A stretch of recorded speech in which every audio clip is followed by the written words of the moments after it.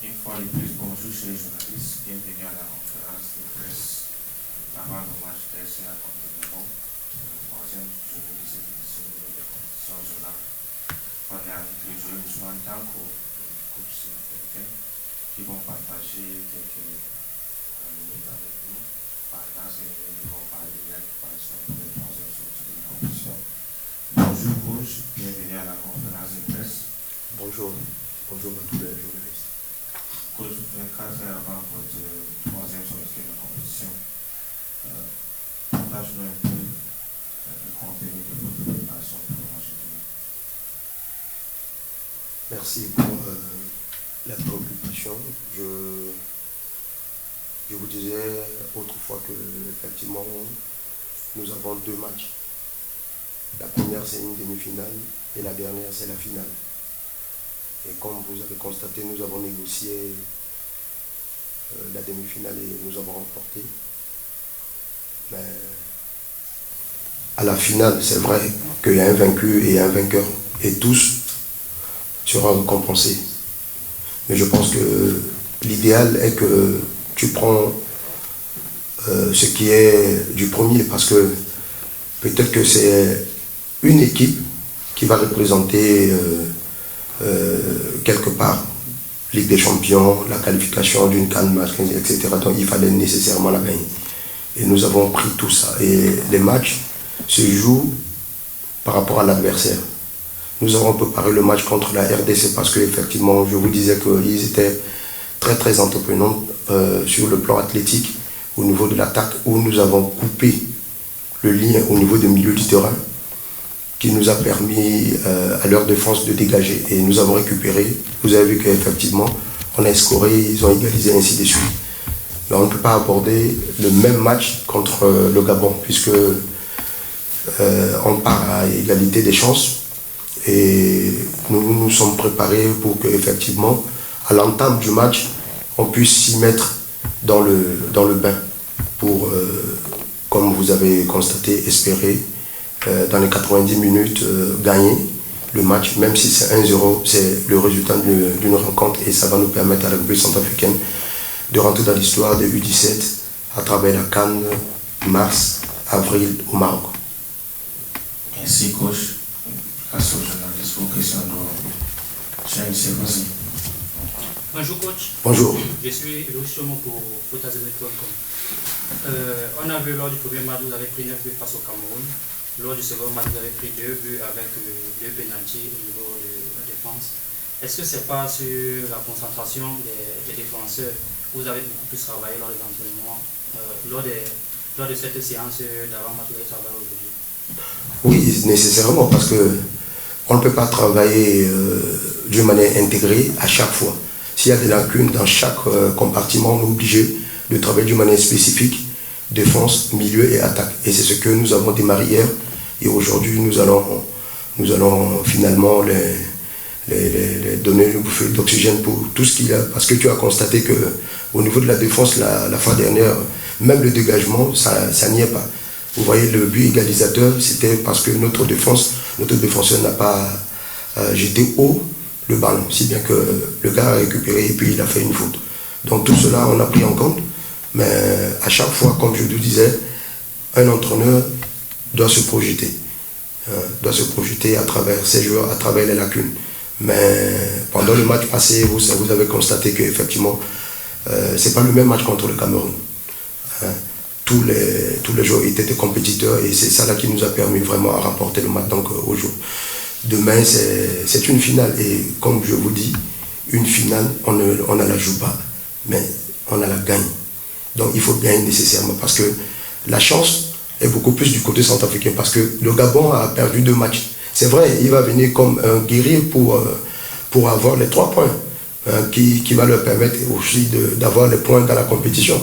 Mais je pense que perdre les 3 points, pour nous, la République centrafricaine, je pense que ça va rester gravé dans nos têtes et c'est définitif.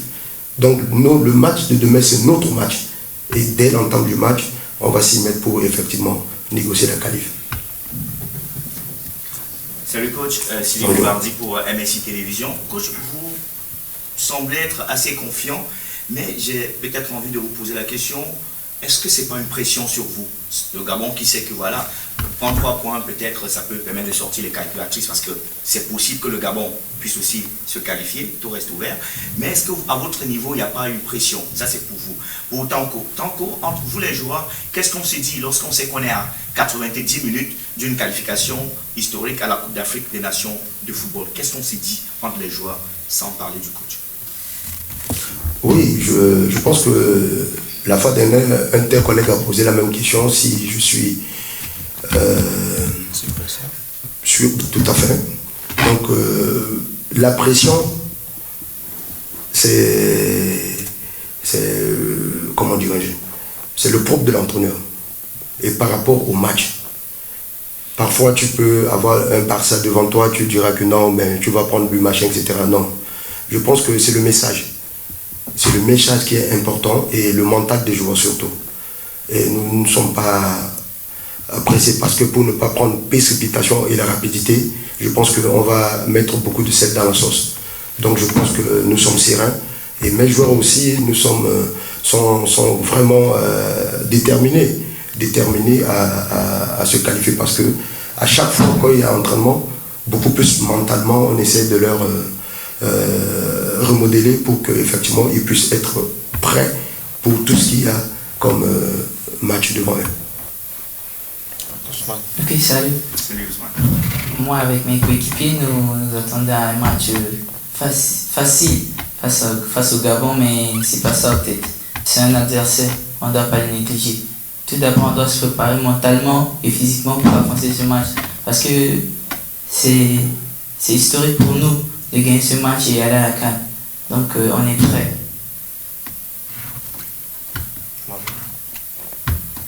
Bonjour coach. Bonjour. Bonjour coach. Bonjour. Aux joueurs, j'avais une question pour vous deux. La compétition va s'achever là demain. C'est pas encore la fin, mais c'est tout comme. Qu'est-ce que vous aurez retenu de cette UNIFAC de cette année? Et qu'est-ce que vous aurez pris de positif pour la suite, pour votre pays? Bon, comme vous avez dit, c'est pas l'heure de faire le bilan puisque le match n'est pas encore terminé. Mais je peux dire que ça c'est une première pour moi, une première expérience parce que c'est pour la première fois que je suis sélectionneur des U17. Et j'ai vu que l'organisation était très très bonne. Nous sommes le deuxième pays à région de Cameroun, là où nous sommes logés. Et jusqu'à maintenant, il n'y a pas un point de déboîtement.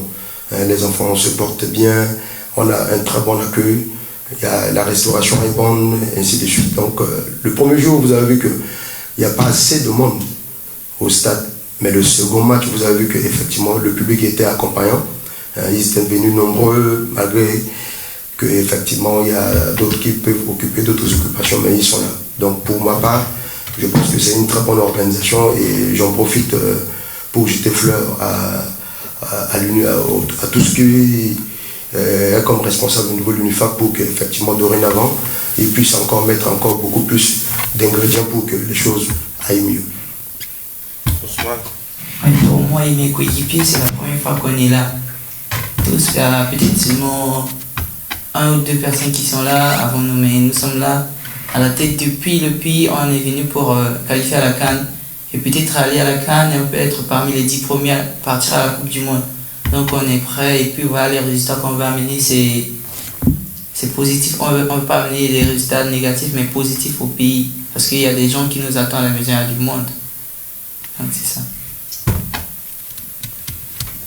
Bonjour coach. Bonjour. Arrivé à ce niveau de la compétition où tout peut basculer à la dernière rencontre, qu'est-ce qu'on dit aux enfants? Est-ce que le discours qu'on tient aujourd'hui, c'est le même discours qu'on tenait les 2 premiers matchs? Oui, ce ne sera pas le même discours puisque la demi-finale est différente de la finale.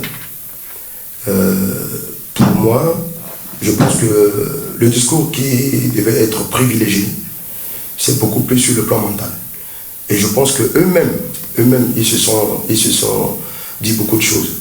Et il y a d'autres qui viennent dans ma chambre pour me dire que coach, Vraiment, je veux jouer le match. Je veux jouer ce match. Il y a d'autres qui ne sont pas, même pour les deux matchs, il y a d'autres qui n'ont pas joué, mais ils viennent parce que ils ont cette envie-là, ils ont cette envie vraiment de rentrer dans l'histoire. Et ça là, je pense que si tu as un groupe qui est déterminé, tu as un groupe que chacun se démerde pour avoir une place, je pense qu'il y a déjà une confiance qui est installée et je pense que la suite sera positive. Oui. Laisse-moi poser une question. Coach, qualification pour la dernière CAN U20 en Égypte, qualification pour le CHAN qui arrive, je pense en Tanzanie, Ouganda et Kenya, et 90 minutes de qualification pour la CAN U17.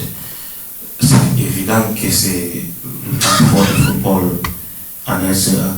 Quels sont ces aspects qui sont dans une manière différente en interne au pays aujourd'hui qu'on peut partager avec le monde entier pour que le monde copie aussi la manière RCA? Très bonne question. Je vais le dire parce que la RCA aujourd'hui est devenue un enfant chéri de la FIFA. Nous avons écrit un projet quand le nouveau locataire est venu en 2019. Nous avons écrit un projet. C'est les Centrafricains. Et surtout le staff technique de la direction, les instructeurs et les entraîneurs de la direction technique nationale. On a écrit à la FIFA pour demander à ce que la FIFA nous vienne en aide pour essayer de revenir à la base. Et depuis 2020, nous avons bénéficié du projet PST et par après le TDS. Et nous avons eu l'opportunité d'avoir l'appui de la Fédération française de football à travers l'un de ces techniciens qui nous a prêté main forte pendant 3 années, où nous avons commencé d'abord à former les entraîneurs et aussi à mettre en place au niveau de la capitale des centres de perfectionnement dans chaque arrondissement et à l'intérieur du pays. Moi qui vous parle, je suis responsable de ce département chargé de football des jeunes et des centres de perfectionnement à la Fédération centrafricaine de football. Donc vous voyez, on marche derrière quelque chose. Il n'y a pas de la cacophonie. Aujourd'hui, ces enfants que j'ai amenés, ils sont issus de ces différents centres. La plupart sont issus de ces académies. Ça fait 2020 aujourd'hui, 5 ans durant. Ces enfants, ils ont commencé. Il y a d'autres qui ont 10 ans. Il y a d'autres qui ont 11 ans. Aujourd'hui, 4-5 ans, vous avez vu, ils ont 15 et 16 ans. Et la plupart des 20 joueurs que j'ai amenés, ça fait 12 joueurs de l'académie. Vous voyez? Donc, on prépare l'avenir. Nous sommes en train de préparer l'avenir.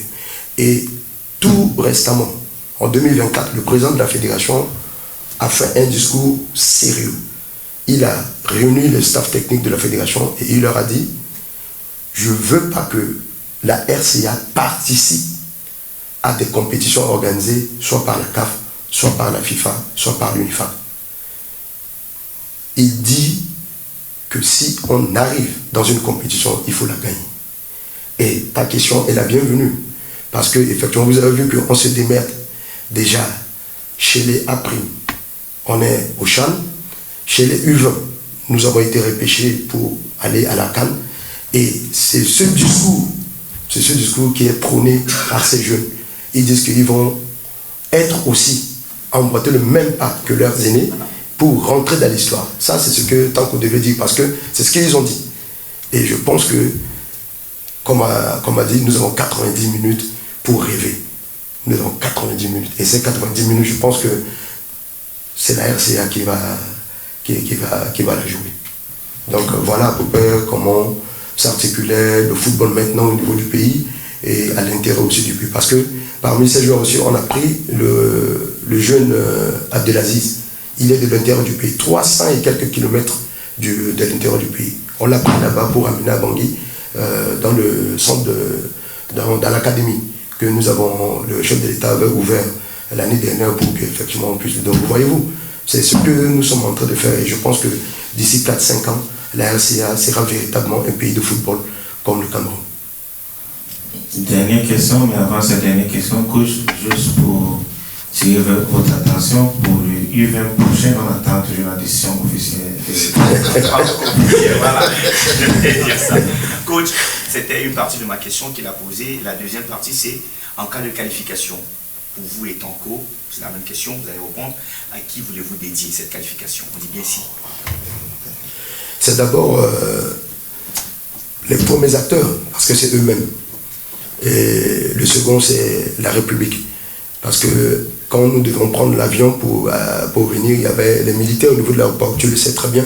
Il y a les policiers, les gendarmes, les douaniers, ils se sont dit que si vous ne gagnez pas, il faut rester sur le Cameroun. Alors, vous voyez, c'est ce qu'ils ont dit. Et à chaque fois qu'on devait prendre l'avion, c'est ce que, même moi, quand je suis encore acteur sur le terrain, c'est le même discours. Et parfois, on fait de notre mieux pour revenir. Et parfois, eux-mêmes, ils sont prêts à nous accueillir parce qu'effectivement, c'est vrai, un fauve ne tombe pas n'importe comment. Voyez-vous, donc je pense que on va amener quelque chose dans la sacoche, dans la judiciaire pour qu'effectivement ils puissent s'en tenir compte. Mais c'est plus que quand les fauves à prime ont réussi leur qualification, ils étaient reçus par le chef de l'État. Et ces enfants aussi rêvent, saluent le chef de l'État. Et je pense que... Le coach a eu un prix. Pardon? Le coach a été félicité avec un argent. Tout à fait, tu as bien suivi. Donc, c'est ce que moi aussi j'espérais. J'espérais avoir la même récompense que mon aîné. Donc, voyez-vous, c'est comme ça que je peux répondre à votre question. Pour moi d'abord, si on qualifie à la CAN, d'abord on va faire ça pour nos coachs parce qu'ils ont sélectionné, ils ont confiance en nous pour nous amener jouer. Et par après, au public parce qu'ils attendent tous de nous la qualification. Merci. Merci beaucoup, coach. Merci, Ousmane. Merci, chers journalistes. Merci.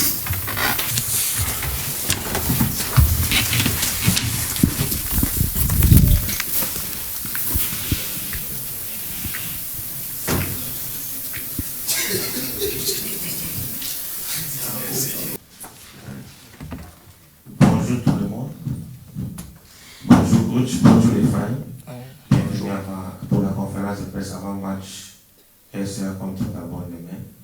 Coach, 24 heures avant votre troisième sortie de la compétition, quel est le contenu de votre préparation pour le match demain contre RCA? C'est toujours le football. On ne dessine pas une équipe parce que les deux sorties ont été mauvaises, non. Non, on travaille. Comme je vous disais, il y a de cela 2, 3, 4 jours que nous, c'est la continuité. Donc, il n'y a rien d'autre à ajouter. Nous, on continue à travailler. Après cette année, il y a une autre année, et puis il y a d'autres années aussi. Voilà. C'est la réponse que je donne à votre question. Et Fahim, je te pose une question avant qu'on passe aux journalistes. La conférence de presse après votre deuxième sortie de la compétition, on était ici avec le coach. On parlait de ces possibilités pour votre pays de revenir dans la compétition avec le résultat entre RCA et RDC. Véritablement, RCA a fait le résultat qui vous ramène dans la compétition. Vous êtes aussi comme RCA à 90 minutes de qualification si le Cameroun gagne contre RDC. Est-ce que vous, dans votre tête, vous pensez encore des deux premières sorties ou tout est misé sur votre troisième sortie qui peut être le match le plus important pour vous dans la compétition? Je crois bien que le match est misé sur notre troisième sortie de la compétition parce que nous ne sommes pas encore totalement éliminés. Il nous reste un match et comme on dit toujours, peut-être que le meilleur est pour la fin. Ok, place aux journalistes. Vos questions, s'il vous plaît.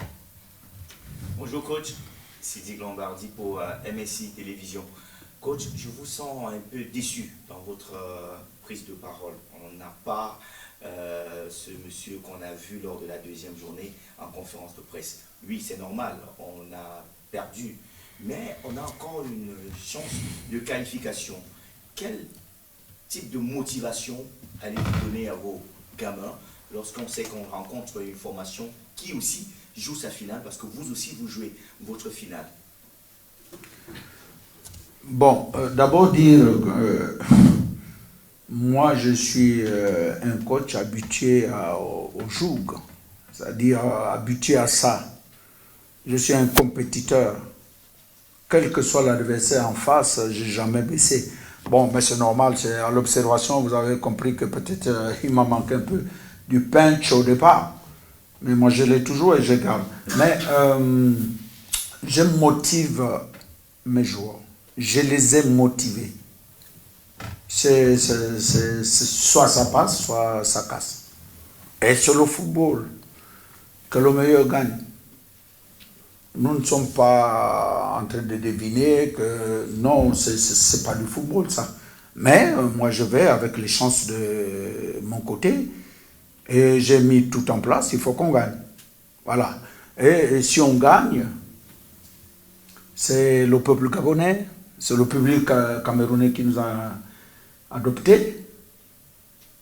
C'est l'Afrique qui va être contente de ce que nous livrons depuis que nous sommes ici.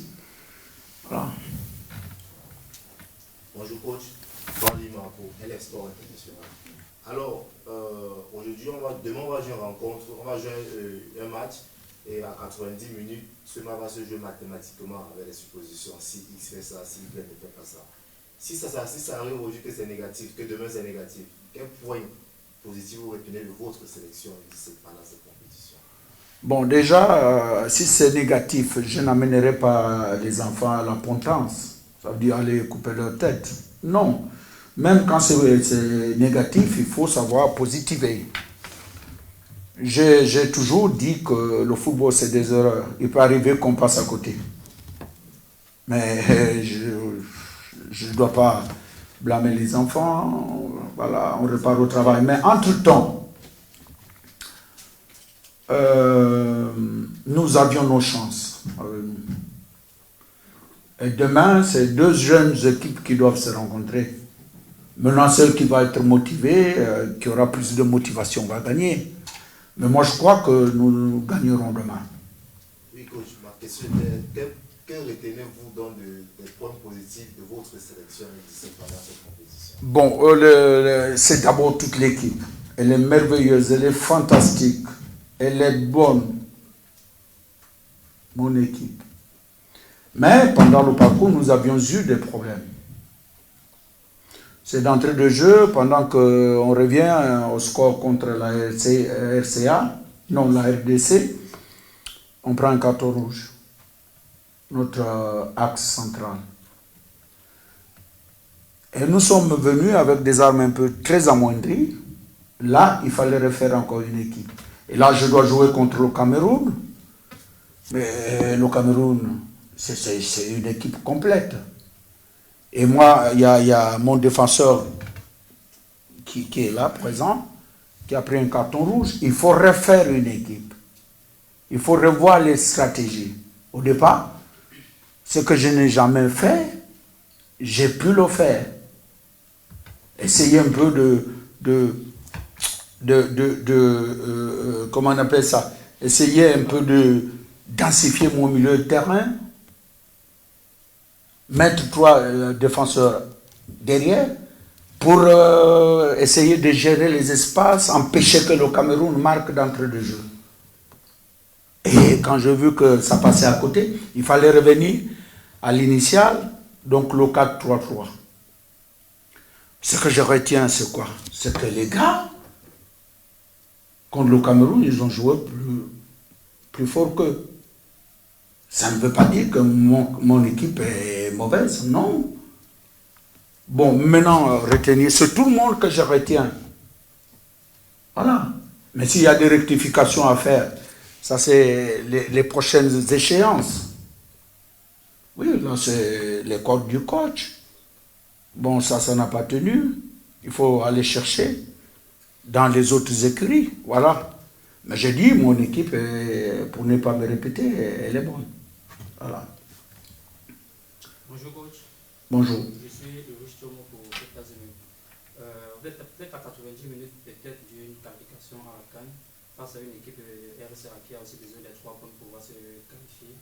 Pour vous, dans quel aspect du jeu avez-vous travaillé avec vos jeunes pour pouvoir prendre dessus cette équipe de RSA? Ok. Bon, en général, naturellement, ne dévoile pas ses plans de guerre.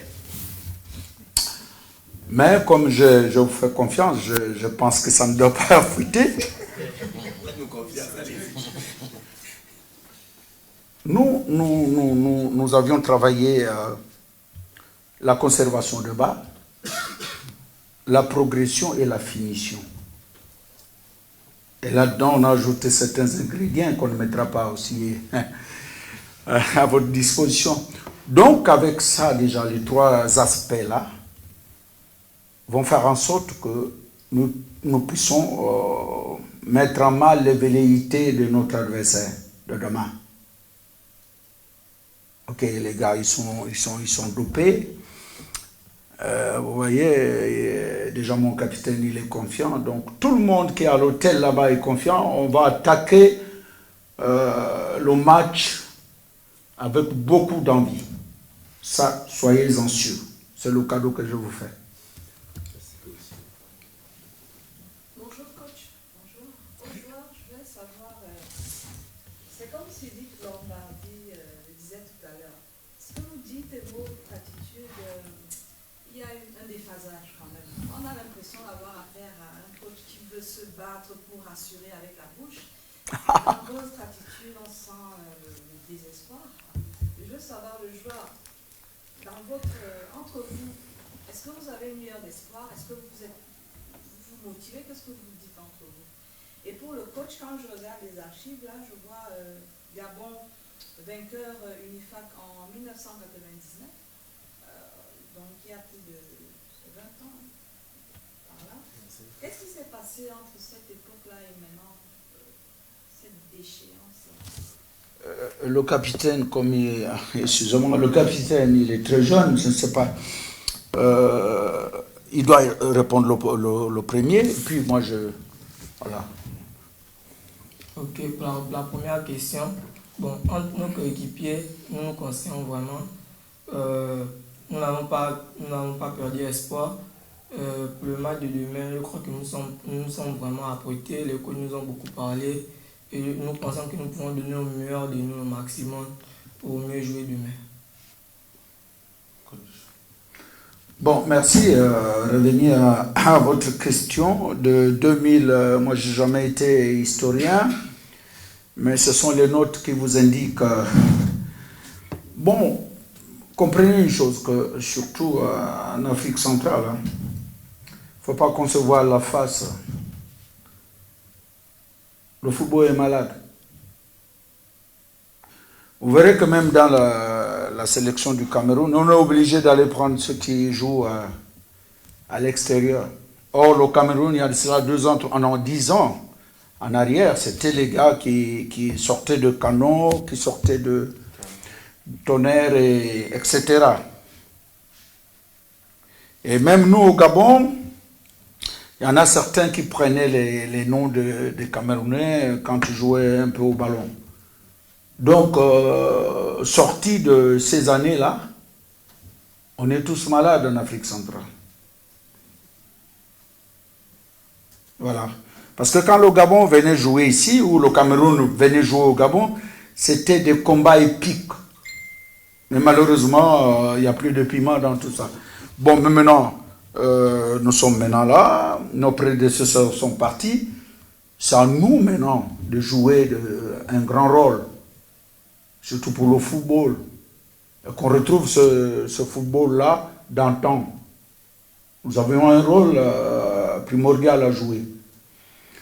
Mais on m'a donné la sélection. Dans 3 ans, 4 ans, on va se retrouver. Et vous êtes des journalistes, vous êtes encore jeunes. Vous me direz que j'avais raison. Je termine par là. Coach, on était ensemble en conférence de presse après le match l'autre jour. Et on a parlé des mathématiques. Et mathématiquement, vous êtes encore en compétition.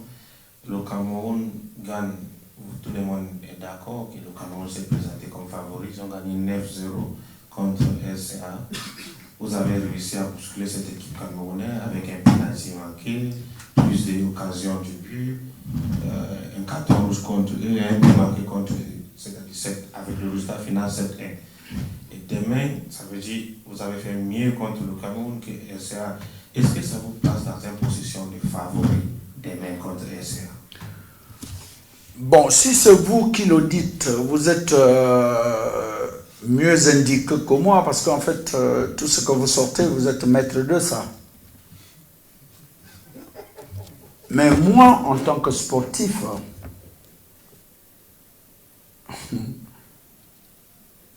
tout adversaire qui arrive, je le respecte.